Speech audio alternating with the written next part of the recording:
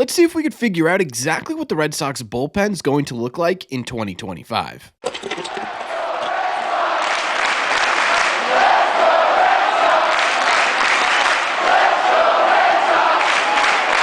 What is going on, everybody? Welcome back to Red Seat Radio. My name is Corbin, and while we're still waiting on some news coming out, hopefully this week, about the Boston Red Sox, I figured this would be the perfect time to try and figure out what the Red Sox bullpen is going to look like heading into 2025. We're going to go over some signings, some trades, and some promotions that could really strengthen this Red Sox bullpen. Thank you all very much for clicking on this one. Let's get into it. All right, so the bullpen last year may have been the biggest problem on the Boston Red Sox. If you tuned into any games last season, that was abundantly clear, but just to sort of hammer that point home, last season, the Red Sox had the 7th worst bullpen in Major League Baseball when it came to ERA at 4.39. They also had the 6th worst whip in the league at 1.34, which means they were allowing a ton of traffic on the base paths, which certainly did not help them to keep runs from scoring. But on top of that, they also didn't miss a whole lot of bats. They had the 10th lowest amount of strikeouts in the league as well. So there are a lot of issues here, right? Traffic, ability to not allow runs, and swing and miss stuff. So there's a lot of things the Red Sox are going to need to focus on this winter if they want to revamp that. Now, the Red Sox have already started to sort of in-house fix some issues with the bullpen, right? We know they hired a new bullpen coach, but what about other additions? To figure that out, I think we need to figure out where the Red Sox currently stand with the personnel in that bullpen. Right now, the Red Sox are projected to have a bullpen that looks something like Liam Hendriks, Justin Slayton, Greg Weiser, Brennan Bernardino, Luis Guerrero, Michael Fulmer, new addition Justin Wilson, and Josh Winkowski. But I do think you can also include Garrett Whitlock as well as potentially Chris Murphy as well into this mix. And to be honest with you, it's not really a lack of talent the Red Sox are missing right now, right? This bullpen right here has a lot of pretty decent ceilings for these guys. Liam Hendriks was an all-star. Luis Guerrero showed a whole lot of stuff at the end of the year that people really liked. Garrett Whitlock, if he ends up back in the bullpen and healthy, we know what he can do in a bullpen. We know the talent is there. The problem with the Red Sox bullpen last year was two different things. One, it was inexperience. The Red Sox, especially towards the later half of the year, relied pretty heavily on guys who just did not have a lot of experience playing full seasons in Major League Baseball. And what we got from that was a lot of inconsistencies. The other thing the Red Sox lacked in their bullpen this year was depth. The real sort of nail in the coffin for this bullpen this season was when Chris Martin and Justin Slayton went down. Those guys going down completely transformed this bullpen into something that we certainly did not like on paper. So what do the Red Sox do to fix that? Well, I do think they make some additions on the free agent market. Specifically, I'm talking about the left-hand side of this bullpen. Right now, the Red Sox bullpen has two lefties in it, Brennan Bernardino and new addition Justin Wilson. In my opinion, I don't think that's enough consistency from the left-hand side to really be comfortable with the versatility of this bullpen. Brennan Bernardino was solid for most of the year last year, but completely lost it in the second half. That's a lot of risk you're putting into this player being able to be consistent for an entire season. Justin Wilson did not have a great season statistically last year. There's stuff that they like about him, but the left-hand side certainly needs to be improved. And there's one big fish on the market right now from the left-hand side, and that's Tanner Scott. Tanner Scott is sort of the diamond in the rough of this bullpen class, right? He's going to be the guy that I think everyone focuses on, and I do think the Red Sox should do their due diligence in trying to bring Tanner Scott to this Red Sox team, but I don't think that's the guy they end up with. In fact, I think they end up with another guy who has been really consistent throughout his Major League career from the left-hand side, and my official prediction for the first signing the Red Sox are going to make is AJ Minter. The reason for this is, one, I think he's going to be less expensive than Tanner Scott, and I do think the Red Sox are going to allocate a majority of their funds to the offense and the starting pitching on this team. But two, like I said, he's been really great for a few seasons now. In fact, throughout his career, he has a 3.28 ERA with an even lower 2.89 FIP, meaning he was slightly unlucky on the mound for that ERA with a 1.31 ERA plus, 31% above league average production through his first 8 seasons in Major League Baseball. He also helps with that swing and miss potential. He has a career strikeout rate of 29.4%, which is 7% above league league average production. His walk rate is right around league average production too. He misses bats, he keeps traffic down, and he's been consistently solid his entire career. This is the guy I think the Red Sox really need to end up with in their bullpen. Now, if they go and they get Tanner Scott, this guy kind of becomes obsolete. You don't need two really high caliber left-handed pitchers. You simply just need to get one in there. Personally, though, I do think they end up with AJ Minter, but I don't think that's the only addition the Red Sox make to their bullpen coming into 2025, at least from the free agent side of things. I also think, like I mentioned, they're looking for more swing and miss stuff, which is why I'm going to predict the Red Sox bring in Jeff Hoffman as well. Now, Jeff Hoffman is a right-handed pitcher, so it's not a shoring up of the left-hand side, but take a look at what he's done over the last couple of years, because in the last 2 years, he really found himself in the bullpen role. In fact, it's a 2.28 ERA in his last 118 and 2/3 innings. He does have a slightly higher, but it's still really solid FIP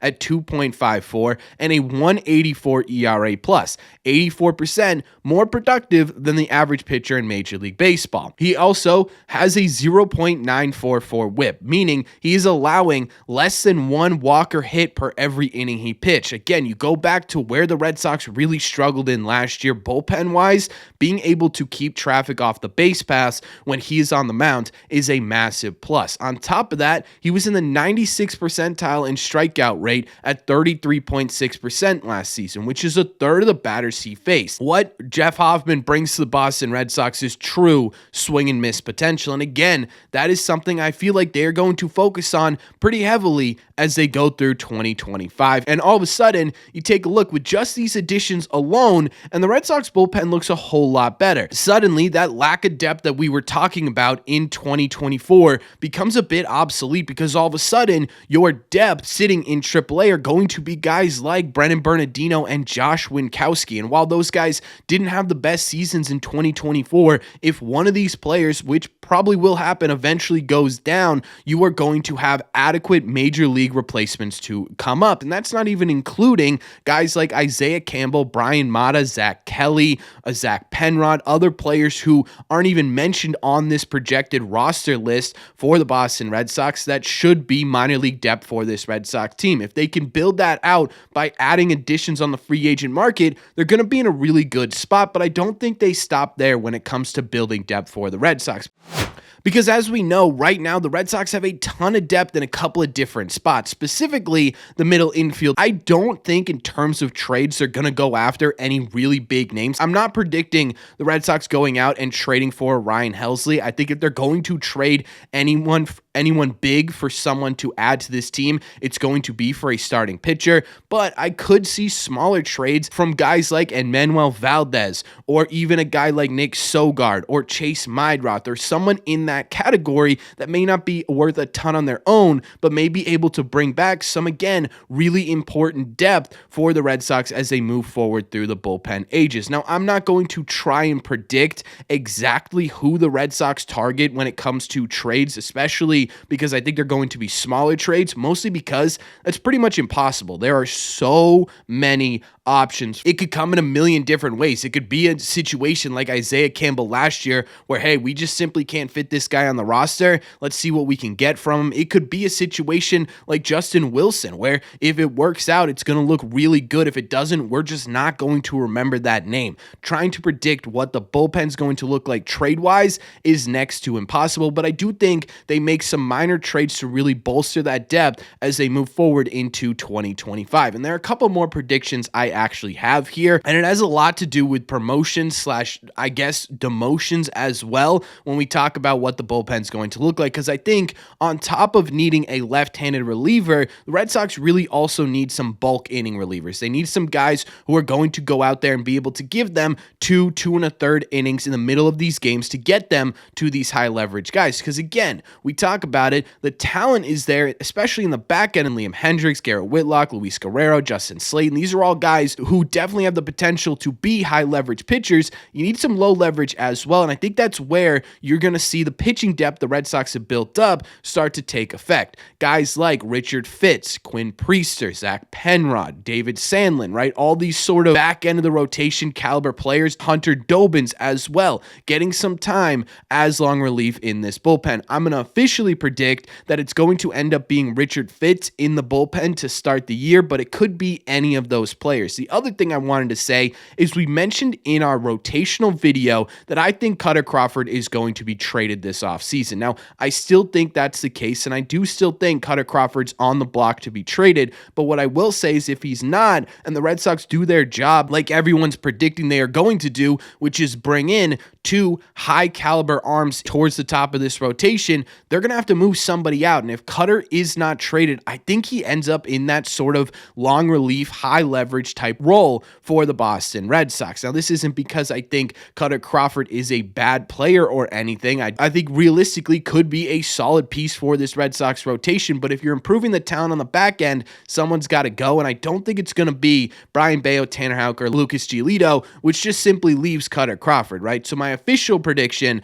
outside of additions outside of the Red Sox is that both Fitts and Cutter Crawford end up in your bullpen as well. And again, you go back to what does this do for the Red Sox? Well, it puts a whole lot of talent into this bullpen. It also creates a whole lot of depth. All of a sudden, right, now you got Bernardino, Winkowski, Michael Fulmer, and other players like that as your AAA depth. And I think that's really how the Red Sox improve this bullpen. Look, I'm going to be totally honest with you. We've done this series where we've gone through basically every single part of this Red Sox team and tried to predict exactly what they're going to look like. I have a full series on this channel if you want to take a look at the rotation or the lineup as well. But the bullpen is really the hardest to predict because it's so volatile. A reliever can be fantastic one year and completely fall off in another year. And that's exactly what I think we're going to see for the Red Sox. I think personally, what I really am predicting the Red Sox are going to do is really hone in on those weaknesses we pointed out at the beginning of this video. If the Red Sox can come into 2025 with guys who generate much more swing and miss than what we've seen over the last couple of years, they're going to be in a really good spot. And I know that sounds so obvious to say, right? Corbin, of course, if you get guys who are going to strike guys out, you're going to be in a better spot for this bullpen. But they didn't do it last year. They didn't do it the year before. This is the year that they really need to hammer it home because they have big expectations from the free agent market, right? They built themselves up so big here that we're expecting some big additions to this Red Sox team, but none of those are going to matter if you can't close out games. So I think the bullpen's going to be quietly one of the more important, if not the most important factor the Red Sox need to improve going into 2025. And if they can limit traffic and get more strikeouts, it's going to be a whole lot easier to achieve that. And I think the easiest way to do that is to go out and get some of these guys like Minter and like Jeff Hoffman who have experience going full seasons at a consistent level. Consistency is key when it comes to this bullpen, and I think that's what we see from the Boston Red Sox. So ultimately, here is what I think the bullpen's going to look like for Boston. It's not a ton different than what we were seeing at the beginning of this video where they were originally projected to have, but I do think there are enough differences in here to really push them, not even towards the top of the league in terms of the bullpen, but just to dead average. If they could just get to dead average, they're going to be in a really good spot, but that's just my opinion. So let me know in the comment section down below, what do you guys think? What do you think about the additions that I made to the Red Sox bullpen? What do you think about the promotions I made to the Red Sox bullpen? Would this be an adequate fix for the bullpen, or is there something I'm missing here that you think needs to be done? Let me know all your thoughts in the comment section down below. As always, if you made it to the end of this video, do me a favor. Make sure you guys have hit that subscribe button if you haven't already. If you're new here, we talk Red Sox content almost every single day. Also, make sure you guys have hit the like button on this video as well. It just simply helps out a ton, and it's the best way to let me know you're enjoying the content. Don't forget, if you want to listen instead of watch these episodes, all you got to do is head over to your favorite podcasting app and look up Red Seat Radio. Thank you all very much for clicking on this one, and I will see you in the Red Seats.